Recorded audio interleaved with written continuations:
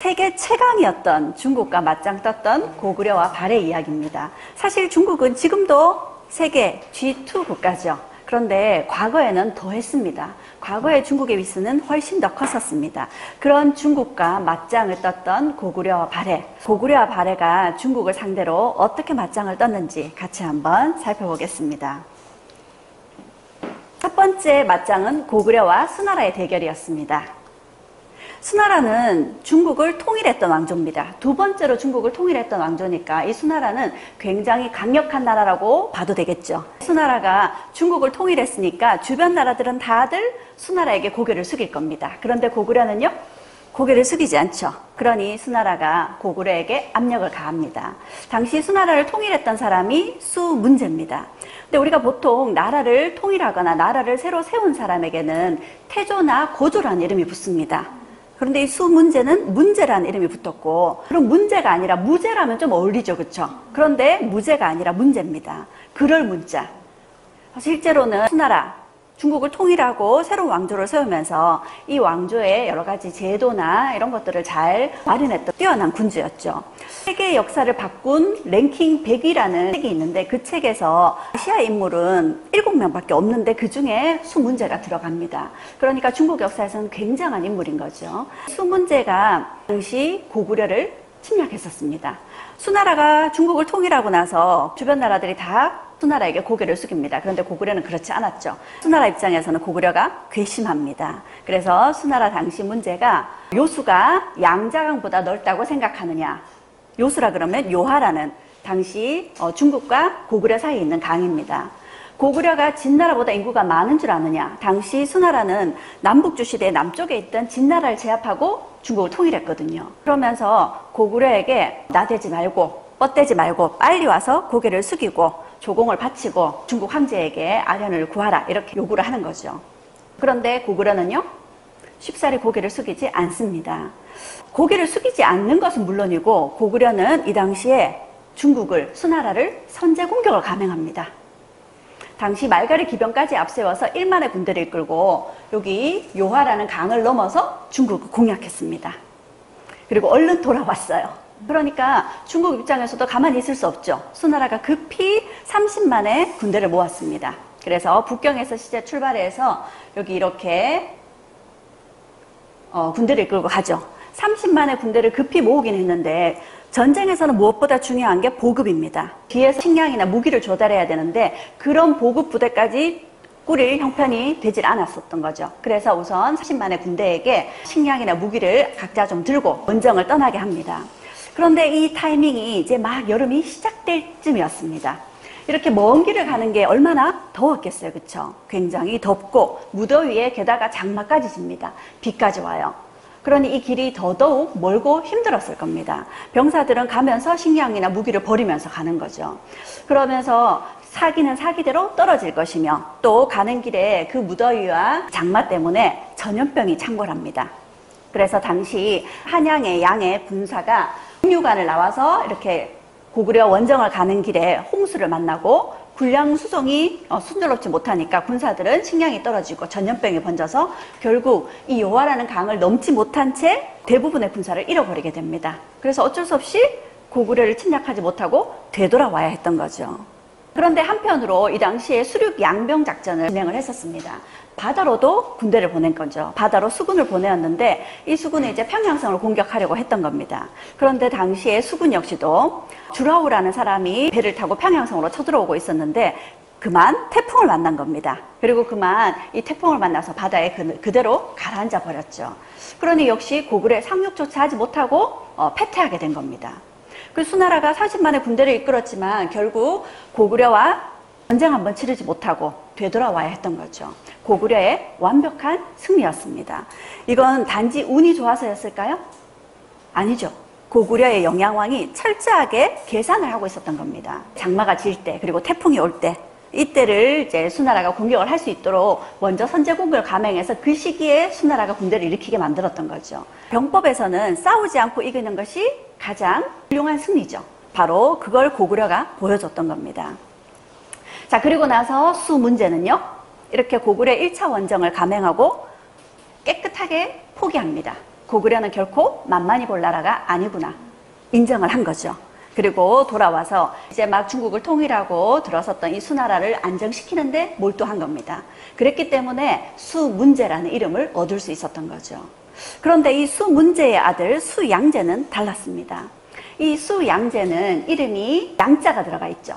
이 양제라는 양자는 왕의 이름에는 잘 붙이지 않는 이름입니다. 왕의 이름은 왕이 죽고 나서 붙여지게 되죠. 그래서 기왕이면 좋게 왕의 이름을 붙여주려고 합니다. 그런데 이 양자는 불태우다 이런 뜻이 있어요. 그러니 하늘의 뜻을 거역하고 백성을 괴롭혔던 그런 거의 미치광이 같은 그런 왕이라는 의미가 붙어 있습니다. 게다가 이 수양제는 수문제의 둘째 아들이었습니다. 태자였던 형을 죽이고 왕제 자리를 빼앗았죠. 그렇게 왕위에 올랐으니 이 수양제는 정통성이 약할 수밖에 없습니다. 그러면 이 장친의 정통성을 세우기 위해서 어떻게 할까요? 다른 나라를 정벌을 하러 가는 겁니다. 그러면 나라 안에 자신의 반대 세력들을 누를 수 있고 자기를 중심으로 나라 안의 사람들을 이렇게 뭉치게 할 수 있겠죠. 그래서 당시 수양제는 남쪽의 대만도 정벌하고 북베트남도 침략을 하고 이러는 등 해외 원정에 활발한 활동을 펼치게 됩니다. 그리고 고구려 역시 치려고 하죠. 왜냐 했더니 당시 수양제가 이 돌궐을 치고 돌궐을 갔더니 이 돌궐에서 고구려 사신을 만난 겁니다. 고구려 사신의 영향력이 벌써 중앙아시아까지 세력을 떨치고 있었다는 거죠. 그리고 이 고구려 사신의 모습을 보는 순간 수양제는 깜짝 놀랐습니다. 왜요? 지금 이 동쪽에 중국 수나라 입장에서 동북 쪽에 있는 고구려가 이 북쪽에 있는 서북 쪽에 있는 돌궐과 손을 잡게 되면 이 수나라에게는 굉장한 압박이 될 수 있거든요. 자, 그래서 고구려를 차야 되겠구나 이런 생각을 합니다. 그리고 고구려에 하찮은 것들이 어리석고 불순하게도 머리를 조아리는 의식에 직접 오기를 꺼려한다. 지금 군유를 내려 출정하니 천둥같이 떨치고 번개같이 쓸어버려라 하면서 군대를 모읍니다. 그리고 철저하게 준비를 했어요. 그래서 군대를 얼마를 출병을 시키느냐. 이 수양제의 고구려 침략이 이제 두 번째 고구려 원정이었습니다. 그렇죠? 자, 이 두 번째 고구려 원정에 100만 대군을 이끌고 쳐들어옵니다. 기록에 따라서는 정확하게 113만의 군대였습니다. 세계사에서 세계대전을 제외하고 나라 대 나라의 전쟁으로는 100만이라는 군대가 동원되었던 경우는 페르시아의 경우밖에 없습니다.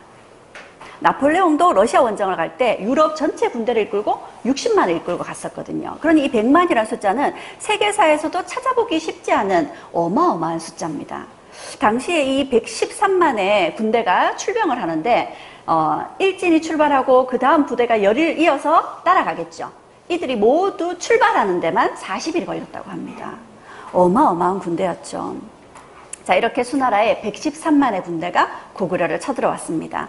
뿐만 아니라 이 당시 수나라는 강력한 나라였고 중국을 통일했던 나라였던 만큼 최첨단 무기를 다 동원해서 공격을 해옵니다. 자, 어떤 용도의 무기인지 알 수 있겠죠? 그리고 이 포차 같은 경우에는 사람들이 일일이 이 줄을 잡아당겨요. 그리고 여기서 이렇게 쏘아 올리는 그런 무기. 그리고 이런 사다리로 성벽을 기어오르는 그리고 이렇게 성문을 부수는 이런 당시에는 우리가 지금 봤을 때는 첨단이라는 이름을 붙이기가 좀 부끄럽지만 당시에는 정말 첨단 무기를 다 동원을 해서 고구려를 치러 옵니다. 자, 그러면 이 정도로 이 첨단 무기를 동원할 만큼 고구려는 이 수성전에 강했습니다. 이 고구려라는 나라 성을 잘 쌓기로 굉장히 유명한 나라입니다. 고구려의 성들은 평지에 사실 평지에 성을 쌓는 것도 쉽지 않죠. 그런데 평지가 아니라 고구려는 아주 험한 산지에 성을 쌓습니다. 왜냐하면 지형을 최대한 이용하기 위해서이죠. 그렇게 험한 지역에 성을 쌓았을 뿐더러 이 성에 이렇게 디귿자로 튀어나오는 치라는 걸 만들었습니다. 이 치라는 거 이런 용도인데요. 이 성벽을 기어오르는 적을 양측에서 공격할 수 있는 거죠. 그래서 이 치는 당시에 수성전에서 굉장히 효과적으로 적을 막을 수 있는 그런 방법이었습니다. 이런 성을 쌓는데도 이런 구조를 활용한 것이 바로 고구려였습니다. 자, 뿐만 아니라 고구려의 성은 지금도 이 요동 지역에 가면 고구려가 쌓은 성이 남아 있습니다. 그 정도로 벌써 1000년이 훨씬 지났거든요. 그런데도 고구려의 성은 무너지지 않은 채 남아있는 거죠. 왜냐하면 고구려의 성은 3중 구조로 되어 있습니다. 바깥과 안쪽에는 이렇게 평범한 돌을 이렇게 쐐기돌처럼 박아놨어요. 그리고 중간에는 중간대로 이 안과 밖의 돌들을 틈새를 메워서 이렇게 돌을 쌓아놨습니다. 그래서 바깥 성벽에 돌이 무너져도 안의 성까지 무너지질 않는 거죠. 이렇게 고구려는 튼튼한 성으로, 그리고 이 칠하는 상대를 방어하기 좋은 그런 구조를 가지고 이 수성전에 아주 대단한 실력을 가지고 있던 나라가 고구려였던 거죠. 그러니만큼 수나라는 아주 철저하게 준비를 하고 대단한 전략을 짜서 고구려를 공격해 왔던 겁니다. 이런 구조인 거죠. 이렇게 3단 구조로 되어 있습니다. 바깥과 안 사이에 또다시 이렇게 돌을 쌓아서요. 자, 그리고 이제 수양제가 2차 침입을 해옵니다. 베이징에서부터 출발해서 요하를 건넜습니다. 요하를 건너서 요동에 있는 많은 성 중에 관문이라고 하는 것이 여기 있는 요동성입니다. 이 요동성을 집중 공략을 하죠. 100만 대군을 이끌고요.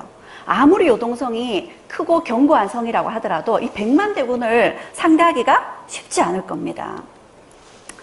당시 요동성은 100만의 수나라 군대의 집중 공격을 받았습니다. 막기가 만만치 않았죠. 그래서 이대로 가다가는 함락을 당할 것 같다. 이런 위기 상황에서 고구려에서는 기지를 발휘합니다. 항복하겠다 하는 거예요. 그러면 이제 이 수나라에서는 고구려가 항복하겠다는 의사를 밝혔으니까 이거를 수양제에게 보고를 올려야 됩니다. 그리고 수양제가 어떻게 할 것인지 답을 얻어와야 돼요. 거기까지 시간이 걸리는 거죠. 그러는 동안 다시 또 다시 전쟁을 하기 위한 준비를 갖추는 거죠. 그렇게 시간을 본 겁니다. 자, 그리고 또 열심히 싸우죠. 이런 적을 좀 속이는, 그래서 이제 100만의 이 수나라 대군을 맞서서 상대하기 위한, 시간을 벌기 위한 그런 노력들을 이제 한 두세 차례 하면서 요동성을 지키게 됩니다. 그러니 이 요동성을 함락하기가 수나라 입장에서는 쉽지만은 않았던 거죠. 자, 그리고 그 당시에 수나라는 이렇게 육지로만 공격을 하는 것이 아니라 바다로도 공격을 하고 있었습니다. 자, 바다로 공격을 하는 건 수군을 보내어서 평야성을 바로 치려고 한 거였죠. 그런데 이 수군의 공격 역시도 당시에 영양왕의 동생이었던 고건무라는 사람이 기다렸다가 이들을 대동강 안으로, 평양으로 이어지는 대동강으로 유인해서 이들을 치게 됩니다. 그리고 대승을 거두게 되죠. 자, 이렇게 수군으로는 지원병과 함께 보급을 보내려고 했는데 이 보급이 어긋나 버렸죠. 그런데 이와 같은 사실을 모른 채 당시 수양제는 여기 요동성에서 발이 묶여있는 상태에서 별동부대를 평양성으로 바로 공격하게 보내게 됩니다. 이렇게요. 그리고 이 별동부대를 우중문 장군에게 30만의 별동부대를, 최정예 부대를 주고 평양성을 치라고 하죠. 당시 이들에게 이제 보급이 이쪽에서 갈 거니까 여기 평양성까지 들어갈 수 있게끔 이제 식량을 주고 무기를 주고 들여보냈습니다. 그런데 이 정예 부대들이 그거 역시 제대로 챙기지 않고 또 몰래 묻고 구덩이를 파서 묻고 이렇게 평양성으로 갔다고 합니다. 그리고 당시 이 정예 부대, 우중문의 별동 부대를 맞아서 당시 을지문덕 장군은 일부러 이들을 져줬죠. 7번을 져주면서 평양성 근처까지 이들을 끌어들입니다. 그러는 동안 이들은 평양성 근처에는 왔는데 평양성 함락은 쉽지 않고 싸우려면 식량이 있어야 되는데 식량과 무기가 바닥에 났습니다. 그러니 싸우기도 힘든 상황이고 돌아가야 될 상황인데 마침 적절한 타이밍에 을지문덕 장군이 시를 한 수 지어 보내죠. 신기한 전략은 하늘의 이치를 다했고 오묘한 계획은 땅의 이치를 다했노라. 전쟁에 이겨서 그 공이 이미 높으니 만족함을 알고 그만두기를 바라노라. 우중문을 한껏 띄워준 겁니다. 이미 싸움에서 많이 이겼으니 그만 만족하고 돌아가주면 좋겠다. 우중문이라는 사람이 이 고구려 전쟁에서는 뭐 이겨야 되죠, 그렇죠? 그래서 뭐 어떤 방법을 쓰든 그 방법이 잘못됐다고 얘기할 수 없잖아요. 그런데 당시 우중문 장군은 이 시를 고지고대로 들었던 겁니다. 그래서 결국 철수를 하게 되죠. 그리고 이들이 돌아가던 군대가 당시 살수를 지날 때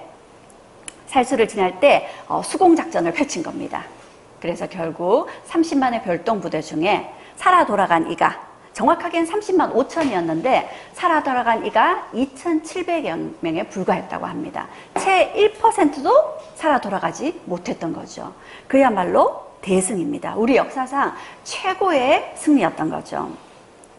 자, 그렇게 수나라와의 전쟁에서 살수대첩으로 우리가 이 수나라의 2차 원정을 막아냈습니다. 그러면 이쯤 되면 수양제는 포기해야 되겠죠. 그런데 이 수양제에 다시 쳐들어옵니다.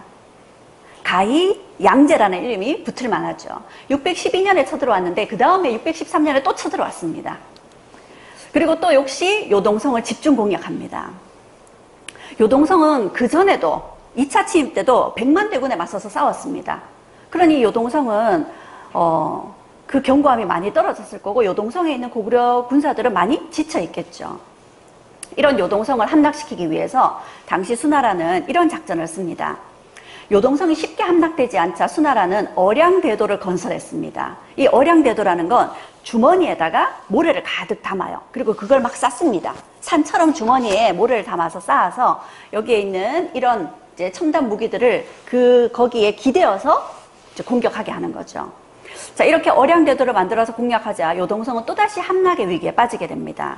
그런데 그때 마침 수나라가 벌써 여러 차례 전쟁을 일으켰잖아요. 그러니 수나라에서 반란을 일으켰다는 소식이 들려옵니다.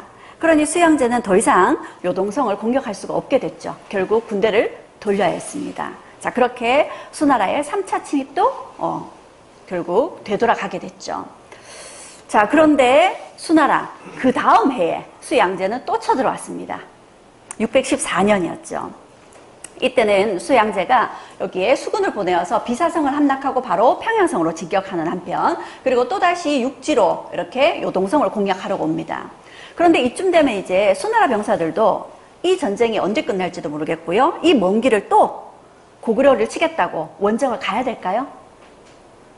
나 혼자 살자고 도망가는 병사들이 속출합니다. 그리고 그 도망가는 병사들은 도망갔다가 잡히면 어떻게 될까요? 죽겠죠. 그러니 도망친 병사들이 반란군에 합류를 합니다. 그래서 결국 고구려를 치러 갔었는데 이제 요동성은 사실 또 세 번째 이 수양제의 공격을 받게 됐으니 요동성 역시도 병사들이 많이 지쳐있고 위험한 상황이었습니다. 그런데 이 수나라의 탈영병들이 이제 반란군에 합세하게 되면서 결국 수양제는 다시 군대를 되돌릴 수밖에 없었던 거죠. 자, 그런데 수양제는 이렇게 고구려를 총 3번을 쳐들어왔었습니다. 그리고 이 수나라는 건국 초기부터 이제 중국을 통일했기 때문에 이 넓은 땅을 운영하기 위해서 물자가 많은 남쪽에 물자들을 북쪽으로 옮기기 위해서 이렇게 강들을 연결시키는 대운하 사업을 펼치고 있었습니다. 그러니 이 당시에 수나라는 한편으로는 고구려 원정을 하면서 또 한편으로는 대규모의 토목공사를 함께 벌이고 있었던 거죠. 자, 그러니 수나라 백성들도 결국 폭발하게 됩니다.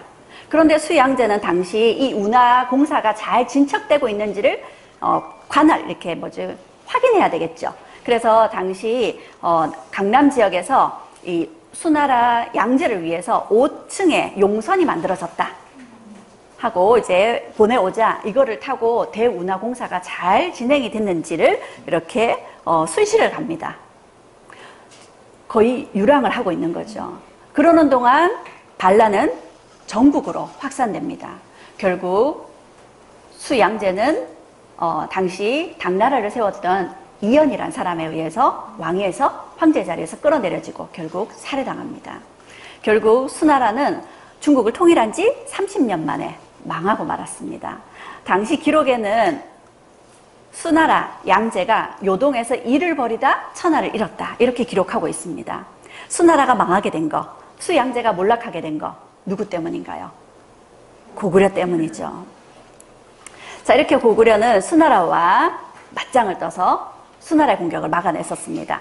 그런데 고구려가 또 이번에는 당나라와 맞짱을 떠야 됐습니다.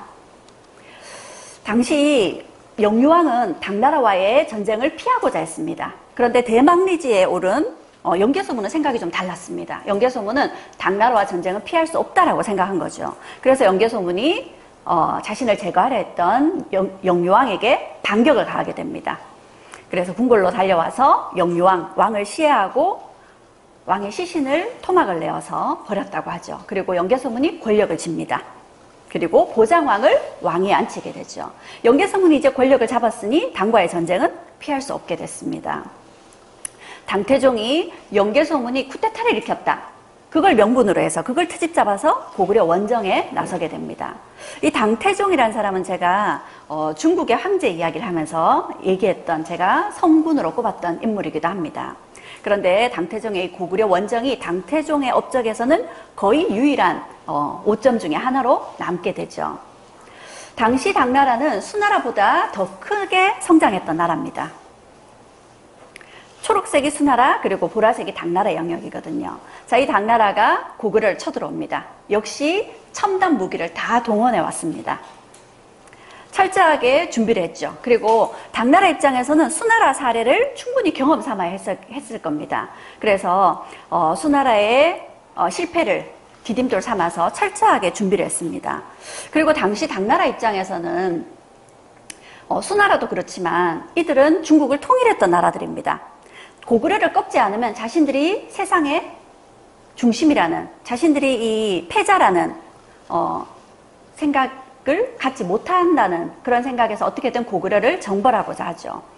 당태종은 당시 요동을 침략을 하면서 여기에 있는 현도성, 계모성 하나씩 성을 함락시킵니다.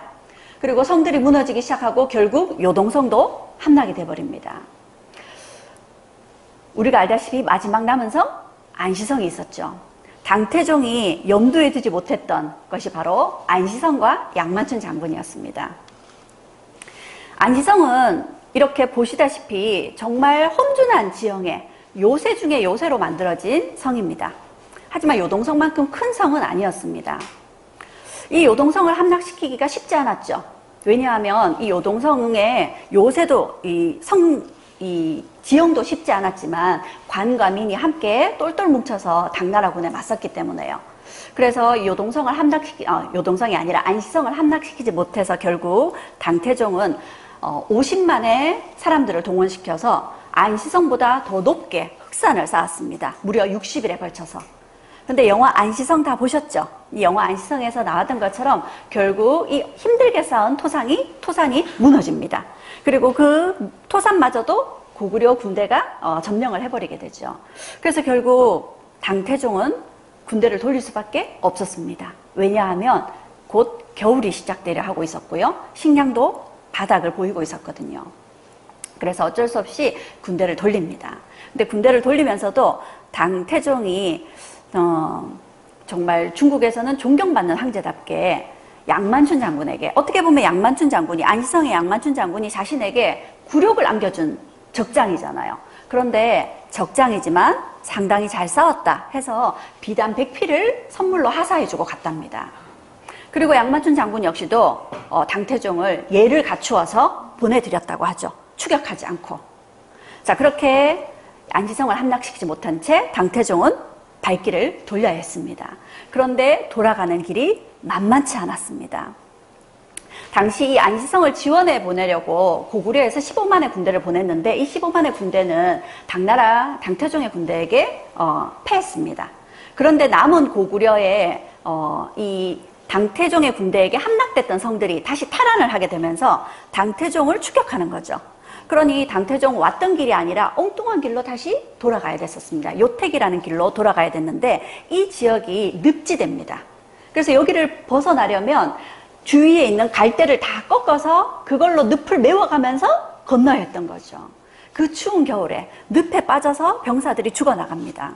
그러니 도망가는 길에 늪을 메워가면서 도망을 가야 되는데 뒤에서는 추격병이 뒤따르고 있는 거죠. 그러니 살아 돌아간 것 자체가 정말 기적에 가까울 만큼 힘겹게 패전을 하고 아주 초라한 모습으로 당태종이 돌아가야 했습니다. 이렇게 고구려는 당나라를 상대로도 완벽한 승리를 거두었습니다. 자, 이렇게 고구려가 수나라와 당나라와 당시 세계 최강이었던 나라와 맞짱을 떠야 되겠다, 맞짱을 뜰 수 있겠다라는 용기는 어디에서 나온 걸까요? 전쟁이라는 건 힘만으로 하는 게 아니죠. 일단 먼저 한번 싸워볼까 하는 생각부터, 마음부터 먹을 수 있어야 되잖아요. 바로 고구려로 하여금 세계 최강이었던 중국과 맞짱을 뜰 용기를 내게 만들어준 것은 고구려의 천하간 때문이 아니었나 생각합니다. 고구려의 천하간, 고구려는 당시 세상을 어떻게 보고 있었느냐 하면요, 이 광개토 대왕릉비입니다. 이 광개토 대왕릉비에 보면 이런 말들이 나옵니다. 영락이라는 연호를 발표했다는 말이 나와요. 이 연호라는 건 연도를 표시하는 명칭입니다. 당시 지금은 우리가 2020년 이렇게 연도를 똑같이 다 쓰고 있는데 당시에는요, 중국의 황제가 황제의 자리에 새롭게 오르면 연호를 새롭게 발표합니다. 그러면 주변 나라들이 중국의 연호를 다 따라 써야 됐던 거죠. 그러면서 중국은 자신들이 세상의 중심이라고 이렇게 생각하고 있었습니다. 그런데 고구려는 그 연호를 따라 쓰지 않겠다고 하죠. 광개토대왕은 우리는 중국의 연호를 따라 쓰지 않겠고 우리만의 연호를 쓰겠다고 발표를 합니다. 그리고는 영락이라는 연호를 발표했습니다. 오래오래 백성들을 즐겁게 해주겠다. 그런 광개토대왕의 통치 철학이 담겨있는 연호였습니다. 그러니 우리는 중국의 연호를 따라 쓰지 않겠다는 건 우리는 중국과 대등한 나라다라는 걸 만천하에 발표한 거였죠. 자, 그리고 고구려는 광개토대왕릉비에 호태왕이라고 적고 있습니다. 호자는 이렇게 꾸며주는 말이고요. 고구려의 왕을 왕 중의 왕, 태왕이라고 지칭한 거죠. 그리고 이 광개토대왕릉비에 보면 백제를 백잔이라고 표기하고 있습니다. 백제를 낮춰 부르고 있는 겁니다. 그래서 여기에서 고구려가 이 동북아시아에서는 고구려가 중심이다라는 그런 천하관을 갖고 있었음을 볼 수 있습니다. 이러한 고구려의 천하관은 충주고구려비에서도 나타나고 있습니다. 이 충주고구려비에는 신라를 동이라고 부르고 신라를 동쪽 오랑캐라고 부르고 있습니다. 그리고 신라왕을 그 당시에 신라왕 마립간이라는 신라왕을 부르는 이름이 있었는데 마립간이라 부르지 않고 매금이라고 칭했습니다. 역시 신라왕을 낮춰 부르는 거죠. 그리고 이 충주고구려비에 보면 고구려가 태자와 신하들을 보내어서 신라의 왕에게 의복을 하사했다고 합니다. 그러면 그 의복은 신라의 관리들이 관복으로 입게 되는 거죠. 그러니 신라는 철저하게 당시 고구려의 영향력 하에 놓여 있었음을 이 충주고구려비가 보여주고 있습니다. 자, 그러니 고구려는 이 광개토대왕릉비와 충주고구려비를 통해서 이 동북아시아에서는 고구려가 패자라는 그런 자신들이 세상의 중심이라는 천하관을 갖고 있었던 겁니다. 우리가 중국의 황제를 천자라고 얘기하기도 합니다. 하늘의 자손이라는 얘기죠. 그런데 고구려도 역시 우리는 하늘의 자손이다라는 천선의식을 표방하고 있습니다. 광개토대왕릉비에 그렇게 나와 있습니다. 그러면 똑같이 하늘의 자손이다 라는 똑같은 대등함을 보여주고 있습니다. 그런데 중국의 천하관과 우리의 천하관은, 고구려의 천하관은 똑같이 하늘의 자손이다 같은 것 같지만 상당히 다릅니다. 중국은 세상의 중심이 유일하게 자신이라는 거죠. 중국이 세상의 중심이라는 겁니다. 근데 고구려는 그렇지 않습니다. 고구려는 중국은 중국 지역의 중심이고 고구려는 이 동북아시아 지역의 중심이다. 각각의 지역별로 자신들이 이 지역의 패자다, 중심이다 라고 생각하고 있는 거죠. 그러니 중국의 천하관은 중국만이 세상의 중심이고 나머지는 모두 중국에게 고개를 숙여야 되는 나라. 그런데 고구려는 그게 아니라 각각의 세력권을 가진 패자들끼리 같이 공존할 수 있는 그런 천하관을 갖고 있었던 겁니다. 나만 잘난 것이 아니라 우리가 같이 서로를 인정해주고 나도 잘났지만 서로를 인정해주는 그런 천하관을 고구려가 갖고 있었던 거죠. 바로 그런 고구려의 천하관 때문에 중국이 고구려를 낮춰보고 고구려의 왕에게 중국 황제에게 와서 조공을 바쳐라 이런 말을 수용할 수 없었던 겁니다. 중국을 인정해주는 것도 맞지만 고구려 역시도 중국만큼 대등한 나라다라는 그런 자존감을 갖고 있었기 때문이죠. 이번에는 발해가 당나라와 맞짱 뜬 이야기입니다. 이 발해는 처음 나라를 세울 때부터 대조영이 당나라의 영주 땅을 탈출해서 힘겹게 당나라의 추격분들과 싸워가면서 힘들게 발해라는 나라를 세웠습니다. 당시 중국의 당나라 영주 땅을 탈출해서 여기 동모산까지 오는 과정에서 여러 차례 전투를 벌이면서 힘겹게 이 동모산에 발해라는 나라를 세웠던 겁니다. 이렇게 힘겹게 나라를 세웠으니 여전히 당나라에 대해서 발해는 압박을 받고 있었고요. 당나라와의 전쟁에 대비해서 충분히 준비를 했을 겁니다. 당시에 발해는 이 발해가 들어서 있는 영역 주변에는 백산말갈과 송말말갈이라는 사람들, 이들은 우리하고 민족은 다르지만 고구려 때부터 굉장히 우리랑 가까웠던 민족들입니다.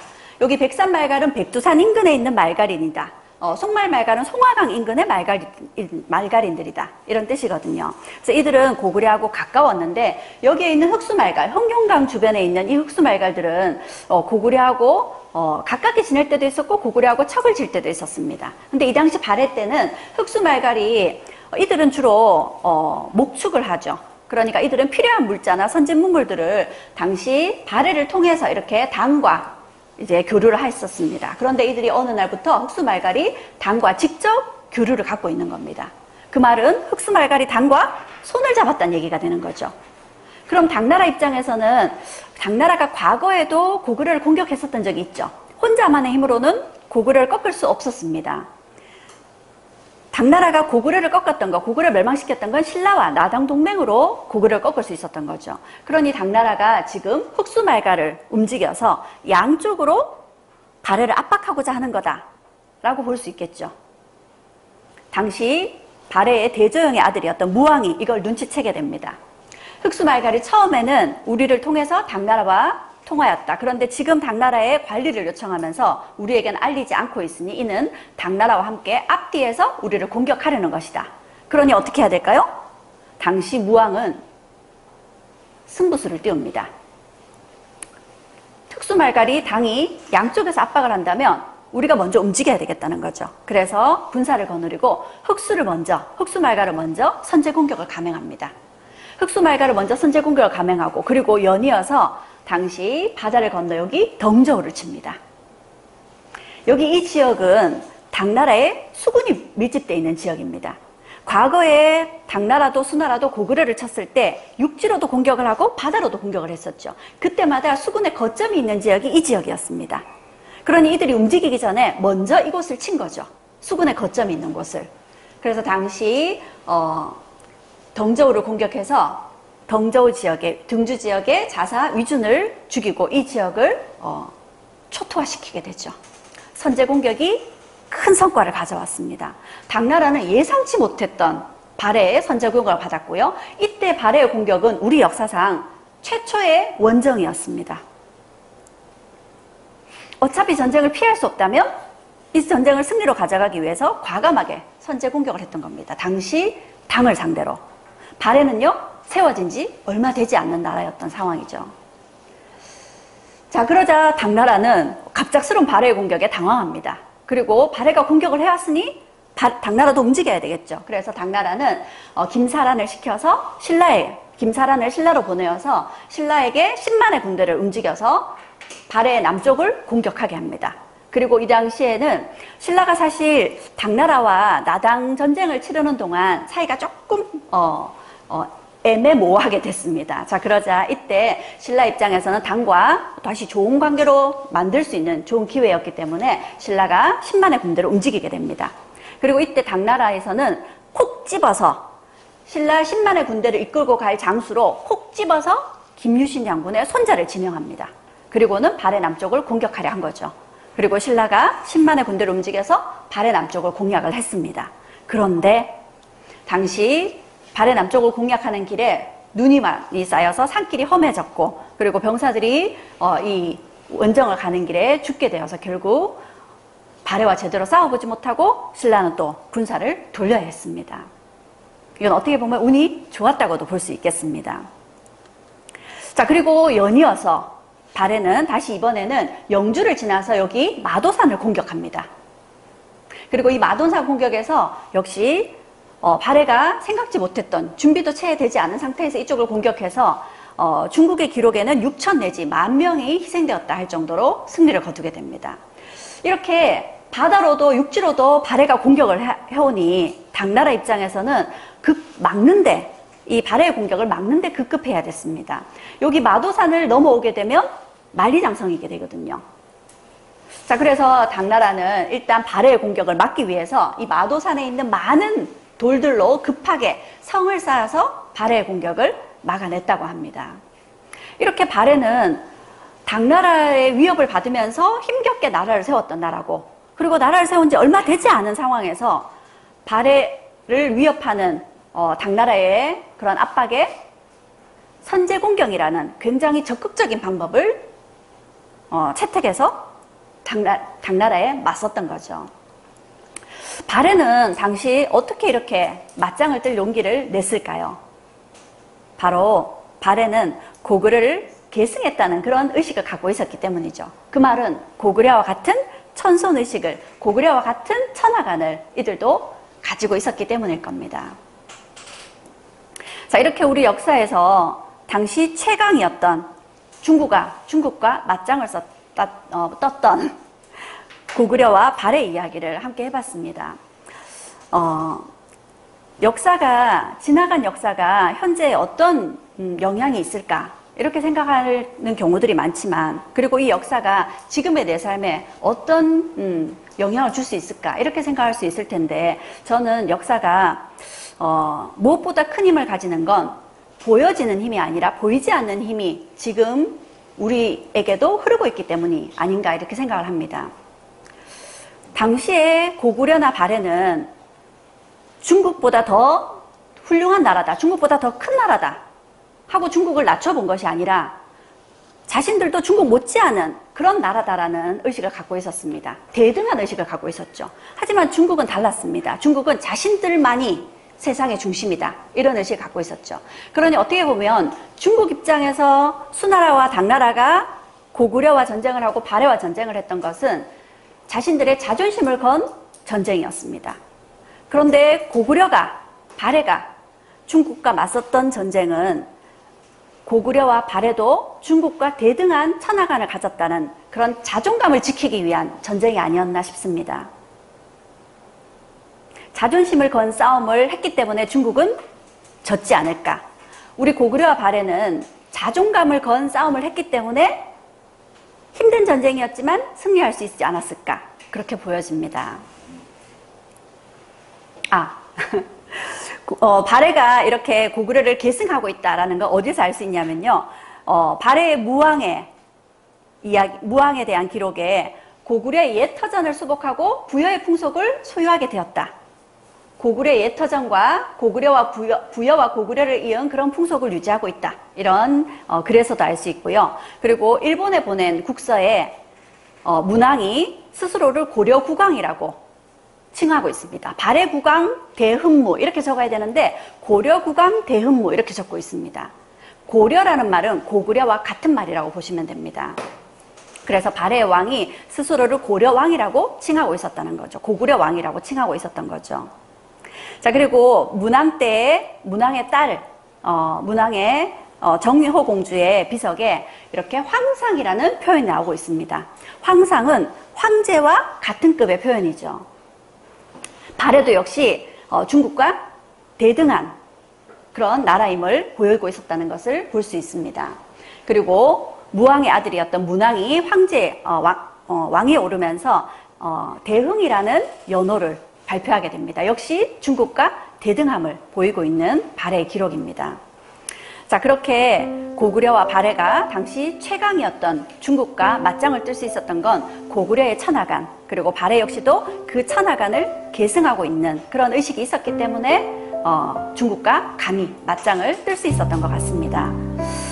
그래서 저는 자신을 소중히 여기는 마음보다 더 강한 힘은 없다.